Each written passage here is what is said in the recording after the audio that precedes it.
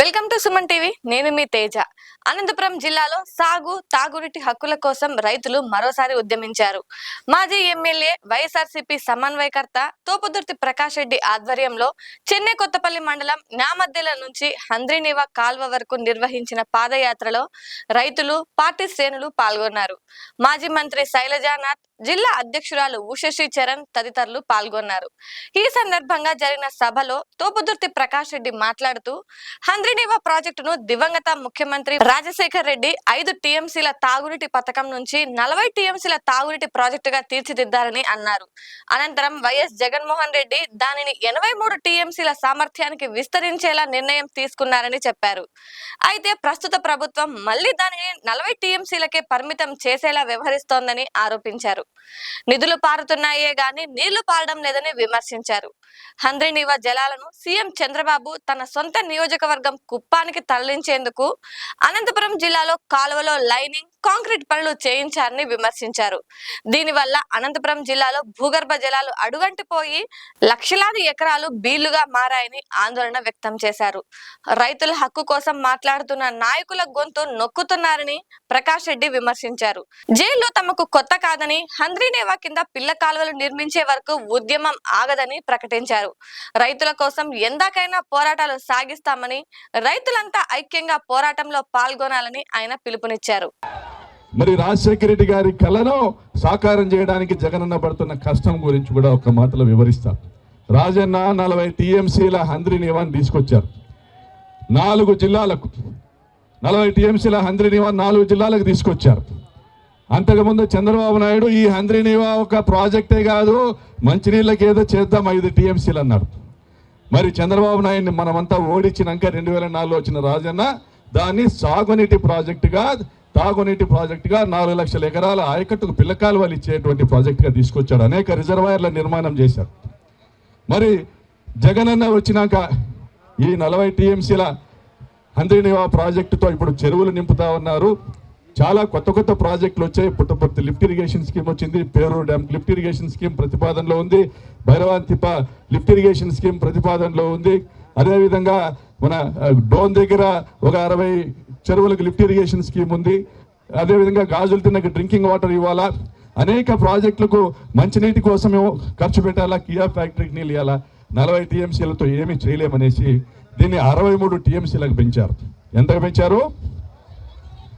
6300 క్యూసెక్కులకు కాలువ వెడల్పు చేస్తూ జీడిపల్లి వరకు 63 టీఎంసీలు 120 రోజుల్లో తీసుకొచ్చే విధంగా ఆయన ఈ ప్రాజెక్టు చేశారు.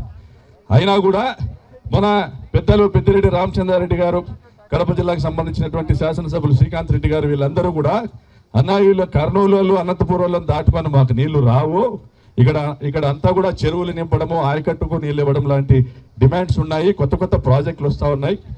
మాకు ప్రత్యేకమైన కాలువ కావాలంటే చిత్తూరు జిల్లాలో చక్రాయపేట మండలం నుంచి, కడప జిల్లా చక్రాయపేట మండలం నుంచి గాలేరు నగరి ప్రాజెక్టు కాలువ, ఆ కాలువ నుండి హంద్రీనివా కాలువ చిత్తూరు జిల్లాలోకి వచ్చేదానికి వరకు పొంగనూరు బ్రాంచ్ కాలువ కనెక్ట్ చేస్తూ లిఫ్ట్ ఇరిగేషన్ స్కీమ్కు గత 5 ఏళ్లలో దాదాపుగా 2000 కోట్లు ఖర్చు పెట్టినారు. వాళ్లకు 20 టీఎంసీల నీళ్లు చిత్తూరు జిల్లాకి ఇవ్వాలని, 20 టీఎంసీల నీళ్లు చిత్తూరు జిల్లాకి ఇవ్వాలనే ఉద్దేశంతో, అంటే ఆయన ఉద్దేశము ఈ 63 టీఎంసీల హంద్రీనివాను అనంతపురము, కర్నూలు జిల్లాలకే పరిమితం చేసి గాలేరు నగరి గండికోట నుంచి కడప జిల్లా నీళ్లను, ఆయన వాళ్ళకి సంబంధించిన నీళ్లను కడప, చిత్తూరుకు అదనంగా 20 టీఎంసీలు ఇచ్చి రాజశేఖర రెడ్డి గారు మొదలుపెట్టిన 40 టీఎంసీల ప్రాజెక్టును 83 టీఎంసీల ప్రాజెక్టుగా చేశారు. మరి రాజశేఖర రెడ్డి గారి ఆశయ సాధనలో జగనన్న ముందరున్నాడా లేదా? మరి జగనన్న అడుగులో మనం అడుగు వేయాలా లేదా? వేయాల్సిన అవసరం ఉంది. కాబట్టి ఈరోజు అందరం కూడా ఇక్కడ కలిసి సమావేశమైన నిధులు మారుతాయి, నీళ్లు మాత్రం పారవు. రాజశేఖర రెడ్డి గారు బతికుండగానే మన శైలజనాథ్ గారు చెప్తారు, వీరంతా పాదయాత్ర చేసి ఆ రోజు జీడిపల్లి వరకు నీళ్లు తీసుకుని వచ్చిన రాజశేఖర రెడ్డి గారు మరణించిన తర్వాత ఆయన పూర్తి చేసినటువంటి హంద్రీనివా ఫేజ్ 1 జీడిపల్లి వరకు నీళ్లు తీసుకొని వచ్చారు రాజశేఖర రెడ్డి గారు. ఈరోజు నేను చెప్తా ఉన్నా, పేరూరు డ్యామ్కి లిఫ్ట్ ఇరిగేషన్ స్కీమ్ మన కలగన్నామా?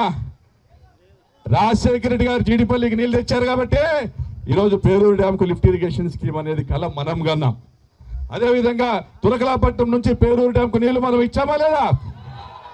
రాజశేఖర రెడ్డి గారు హంద్రీనివా తీసుకొని వచ్చారు కాబట్టి తురకలాపట్నం నుండి పేరూరు డ్యామ్కు నీళ్లు ఇచ్చినాం. 2009లో ఓడిపోయిన తర్వాత రాజశేఖర రెడ్డి గారు గెలిచినప్పుడు గొల్లపల్లి రిజర్వాయర్ని 1.25 టీఎంసీల నుంచి 1.91 టీఎంసీలుగా పెంచారు.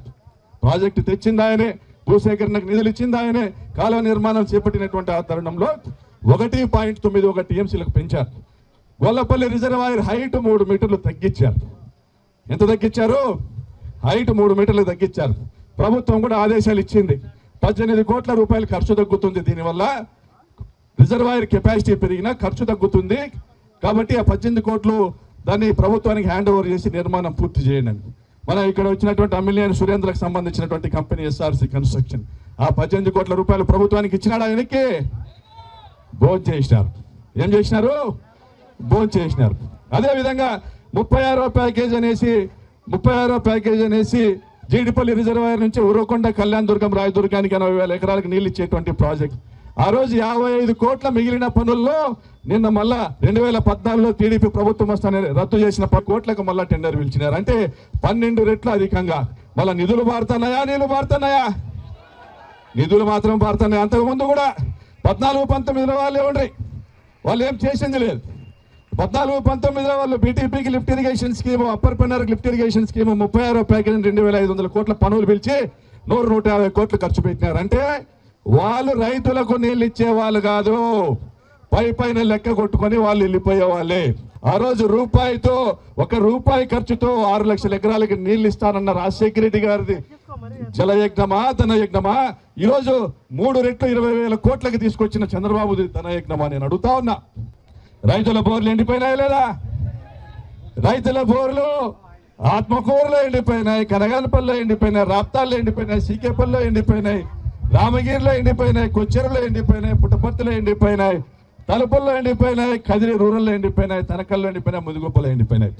మరి 2 లక్షల ఎకరాలకు పిల్ల కాలువల నిర్మాణం అనేది కనపడటం లేదా? మీ లక్ష్యం కాదా? నేను ఈ జిల్లా మంత్రులను అడుగుతా ఉన్నా. సవితమ్మా, పయ్యావుల కేశవ్ గారు, సత్యకుమార్ గారు, ఈ 2 లక్షల ఎకరాలకు పిల్ల కాలువలు నిర్మాణం చేయకుండా, రైతుల పొలాల్లోకి పిల్ల కాలువలు తీసుకొని రాకుండా ఈ కాంక్రీట్ లైనింగ్ వేసుకొని మీరు పోతా ఉంటే చూస్తా గమ్మునుంటామనుకుంటున్నామా?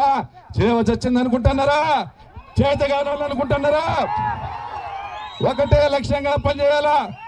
లైనింగ్ అన్నా పగలబీకలా, లేదా పిల్ల కాలువల నిర్మాణం అన్నా చేయాలా? ఈ ప్రాజెక్టు 40 టీఎంసీలకు కుదించినాడు. 83 టీఎంసీలకు జగనన్న విస్తరించిన ప్రాజెక్టుని ఇది 83 టీఎంసీలకు చేయాలా? అంటే ఏదైతే చిత్తూరు జిల్లా ప్రాంతానికి గాలేరు నగర్ నుంచి లిఫ్ట్ ఇరిగేషన్ స్కీమ్ జగనన్న తెచ్చినాడో అది పూర్తి చేయాలా, మా మొదటి డిమాండ్. రెండవది, అందరినీ ఫేజ్ 1 6,300 క్యూసెక్లకి ఏదైతే జగనన్న ఆ రోజు విస్తరించేటువంటి పనులు ప్రారంభించినాడో దానిని 11,000 క్యూసెక్లకు వెడల్పు చేయాలా, మా రెండవ డిమాండ్. ఎందుకంటే ఈ చంద్రబాబు యొక్క ఈయన లోపాయికారి విధానాలు. పక్కన రేవంత్ రెడ్డి ఉన్నాడా? రేవంత్ రెడ్డి యాడున్నాడో? ఆయన ఏమంటాడంటే రాయలసీమ లిఫ్ట్ ఇరిగేషన్ పనులు నేనే ఆపిచ్చినా చంద్రబాబుతో అంటాడు. రాయలసీమకు నీళ్ళు వచ్చే ప్రాజెక్టు పనులు నేను ఆపిచ్చినా చంద్రబాబుతో మాట్లాడుకొని అంటాడు. ఇది న్యాయమేనా చంద్రబాబు అని అడుగుతా ఉన్నా. ఇది న్యాయమేనా? మీరైనా చెప్పండి అని అడుగుతా ఉన్నా. న్యాయమేనా ఇది? ఈరోజు 250 రోజులు నీళ్ళు ఇచ్చినామని చెప్తా ఉన్నారు తెలుగుదేశం ఎమ్మెల్యేలు. ఎన్ని రోజులు? 250 రోజులు నీళ్ళు ఇచ్చినాము. 3,850 క్యూసెక్లకు విస్తరించేది. అయ్యా, 3,850 క్యూసెక్లకు 250 రోజుల పాటు మీరు నీళ్ళు ఇస్తే 83 టీఎంసీలు రావాలి. కానీ మీ లెక్కలు 52 టీఎంసీలు. కానీ ఆడ వచ్చింది మాత్రం చూస్తే 30 టీఎంసీలు. ఈ దౌర్జన్యం సహిస్తామా? జైలు కొత్తనా? మనకి జైలు కొత్తనా? పోయేది ఏమీ లేదు. పోయేది ఏమీ లేదు. పోరాడితే బానిస సంఖ్యలు తప్ప. కాబట్టి మీరందరూ కూడా ఈ రోజు కృతనిశ్చయం చేసుకుని మనం ప్రతినిత్యము అందరినీ నుంచి పిల్లకాలు సాధించేంత వరకు, రాజశేఖర రెడ్డి గారి ఆశయాన్ని సాధించేంత వరకు మనం ఈ పోరాటం చేస్తూనే ఉండాలని మిమ్మల్ని అందరినీ కూడా పేరు పేరున విజ్ఞప్తి చేస్తూ